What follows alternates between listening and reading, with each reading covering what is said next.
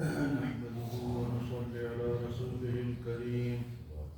أما بعد فأعوذ بالله من الشيطان الرجيم. بسم الله الرحمن الرحيم. هل أتاك حديث موسى إذ ناداه ربه بالوادي المقدس طوى اذهب إلى فرعون إنه طغى فقل هل لك إلى أن تزكى وأهديك إلى ربك فتخشى فأراه الآية الكبرى فكذب وعصى ثم أدبر يسعى فحشر فنادى فقال أنا ربكم الأعلى فأخذه الله نكال الآخرة والأولى إن في ذلك لعبرة لمن يخشى.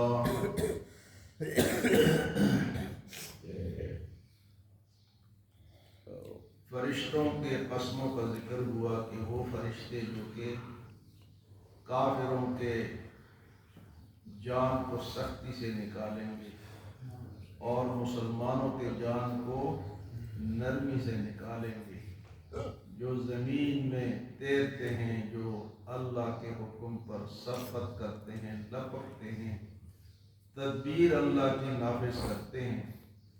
فرمائے کہ ایک دن آئے گا کہ سب کچھ ہلا دیا جائے گا. اس دن دل ڈرے ہوئے ہوں گے، آنکھیں نیچے ہوں گی، اور کافر یہ کہیں گے کہ کیا ہم دوبارہ زندہ کیے جائیں گے؟ دوبارہ زندہ تو اللہ فرمائے کہ تم فرعون کے واقعہ کو سنو کہ فرعون بھی یہ کہتا تھا کہ میں رب ہوں اور مجھے کوئی ہلا نہیں سکتا. اس واقعے کو ذرا سن لو تو تمہیں یقین آ جائے گا کہ آخرت کس طرح آئے. فرمایا هل أتاك حدیث موسیٰ، کیا تمہارے پاس موسیٰ علیہ السلام کی خبر نہیں آئی؟ اذ ناداه ربه بالوادی المقدس طوى، جب ان کے رب نے ان کو وادی مقدس میں پکارا، بلایا. موسیٰ علیہ السلام جب مدین سے واپس ہوئے، شعیب علیہ السلام کی بیٹی سے شادی ہوئی اور دوبارہ مصر کے طرف جانے لگے تو راستے میں ان کی زوجہ بیمار ہوئی. تو اس دور میں چکماق ایک چیز ہوتی تھی، اس کو ٹکراتے تھے تو آگ جلتی.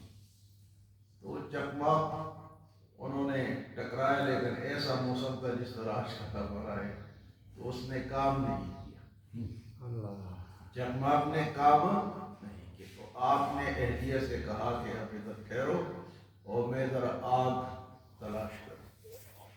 تو جب آگ لینے گئے تو وادی مقدس کوہ طور پہ اس وادی سے گزرے تو دیکھا کہ درخت کے اندر سے آگ نظر آ رہی ہے.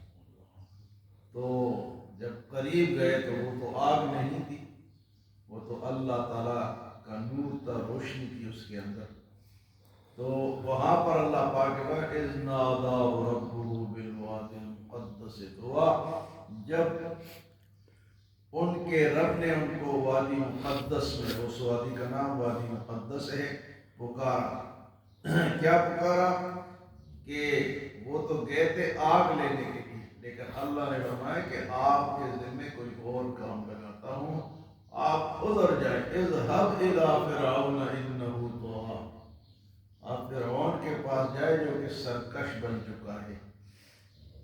اذهب الى فرعون انه طغى، اور اس فرعون کو آپ کہیں فقل هل لك الى ان تزكى، آپ اس سے کہیں کہ کیا تجھے پاک ہونے کا کوئی تیرا ارادہ نہیں ہے کہ تو پاک ہو جائے، چھوڑ دے بدمعاشی کو اور پاک صاف بن جائے. تو انسان ہے یہ جب سرکشی پہ آتا ہے تو یہ گندہ ہو جاتا ہے، لیکن اگر پاکی حاصل کرنے پہ آ جائے تو نیک لوگوں کو ساتھ بیٹھے اٹھے وہاں سے ہی پاک ہو جائے گا، اس کا عقیدہ ٹھیک ہو جائے گا اور اس کے دل میں نرمی آئے گی اور یہ اللہ کے دین کی طرف مڑ جائے گا۔ فرمایا کہ اسے کہو وَقُلْ هَلْ لَكَ إِلَىٰ أَن تَزَكَّىٰ، اے فرعون تجھے پاک ہونے کا کوئی تیرا ارادہ نہیں ہے کہ تو پاک صاف ہو جائے اور تزکیہ حاصل کر لے۔ وَأَهْدِيَكَ إِلَىٰ رَبِّكَ فَتَخْشَىٰ، اور میں تجھے تیرے رب کا راستہ بتاؤں گا تاکہ تو ڈر جائے۔ وَأَهْدِيَكَ إِلَىٰ رَبِّكَ فَتَخْشَىٰ، تیرے رب کا راستہ موسیٰ علیہ السلام نے فرمایا کہ میں تجھے تیرے رب کا راستہ بتاتا ہوں تاکہ تجھے تیرے اندر خوف پیدا ہو جائے۔ فَأَرَاهُ الْآيَةَ الْكُبْرَىٰ، تو موسیٰ علیہ السلام نے ان کو بڑی بڑی نشانیاں دکھائی۔ سانپ، لاٹھی پھینکا سانپ بن گیا، ہاتھ نکالا وہ چمکنے لگا۔ فرمایا فَأَرَاهُ الْآيَةَ الْكُبْرَىٰ فَكَذَّبَ وَعَصَىٰ، لیکن فرعون نے جھٹلایا اور منہ پھیرا، نہیں مانا۔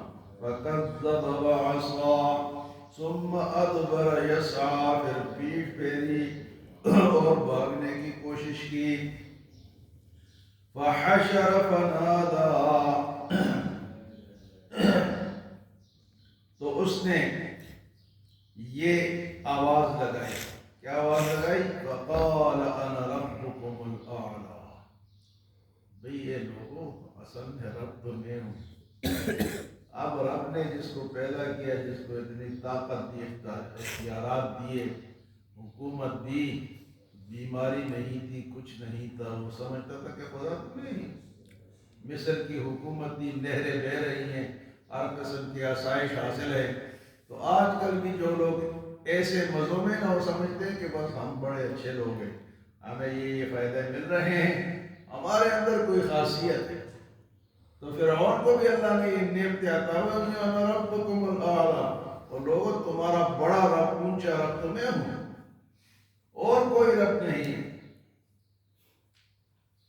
یہ فرعون کا دعویٰ تھا، لیکن بعض تفسیروں میں آتا ہے کہ جب اس کو کوئی تکلیف ہوتی تھی نا، سر میں درد ہوتا یا کوئی، تو رات کو اٹھ کے روتا تھا اللہ کے سامنے کہ اللہ تو اس کو دور کر دے، صبح لوگوں کے سامنے میری بےزتی ہو جائے گی، پھر اللہ ٹھیک کر دے۔ یہ خدا تھا۔ تو کہہ رہا جی فَحَشَرَ فَنَادَىٰ فَقَالَ أَنَا رَبُّكُمُ الْأَعْلَىٰ، اللہ فرماتے ہیں فَأَخَذَهُ اللَّهُ نَكَالَ الْآخِرَةِ وَالْأُولَىٰ، ہم نے اس کو پکڑ لیا دنیا اور آخرت دونوں کے مصیبت میں، آخرت میں بھی مصیبت میں ہوگا اور دنیا میں بھی اس کو عبرت کا نشان بنا دیا۔ فَأَخَذَهُ اللَّهُ نَكَالَ الْآخِرَةِ وَالْأُولَىٰ إِنَّ فِي ذَلِكَ لَعِبْرَةً لِمَن يَخْشَىٰ، اے اہل مکہ، اے کافروں، اے مسلمانوں، قیامت تک آنے والے لوگوں، اس ان واقعات میں تمہارے لیے عبرت ہے۔ کن لوگوں کے لیے؟ جو اللہ سے ڈرنے والا۔ ان فی ذالک لعبرۃ لمن یخشی، تو فرمایا موسیٰ علیہ السلام کی خبر پہنچی ہے جب وہ وادی مقدس میں تھے تو اللہ نے فرمایا کہ فرعون کے پاس جائیں۔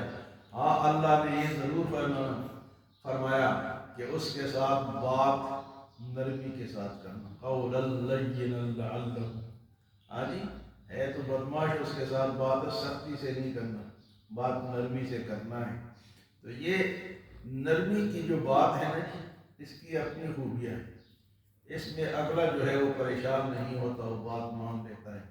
لیکن اگر ہم چیخ کر بات کریں گے، زبردستی والے بات ہے مانو، اس طرح کوئی مانتا نہیں۔ فرعون کے لیے اللہ نے موسیٰ علیہ السلام سے کہا کہ قولا لینا لعلہ، آپ اس کے سامنے نرمی والی بات رکھیں۔ تو فرمایا کہ فرعون کا یہ جو واقعہ تمہیں بیان کیا جا رہا ہے، یہ اس لیے بیان کیا جا رہا ہے ان فی ذالک لعبرۃ لمن یخشی، جو اللہ سے ڈرنے والا ہو اس کے لیے ان واقعات میں کیا ہے جی؟ وہ عبرت ہے۔ اللہ ہم سب کو عبرت نصیب فرمائے اور راہ راست پہ چلنے کی توفیق عطا فرمائے۔